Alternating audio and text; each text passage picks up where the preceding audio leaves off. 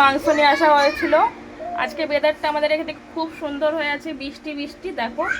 আর এই ঠান্ডা ঠান্ডা মৌসুমে একদম কষা কষা মাংস খেতে খুব ভালো লাগে। দেখো দই দিয়ে এখন ম্যারিনেট করছি এটাকে আমি। তো দেখো দইটা দিয়ে দিয়েছি, তারপরে দেখো নুন দিচ্ছি 1 চামচ, এখানে দিচ্ছি 1 চামচ হলুদ। দেখো হলুদটাকে দিয়ে সুন্দর করে ম্যারিনেট করবো এটাকে আমি।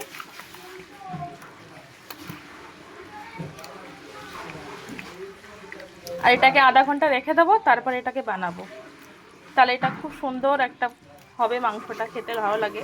এরকম করে তোমরা বানিয়ে দেখবে। আমি তো দই দিয়েই মাংসটা বানাই সব সময়।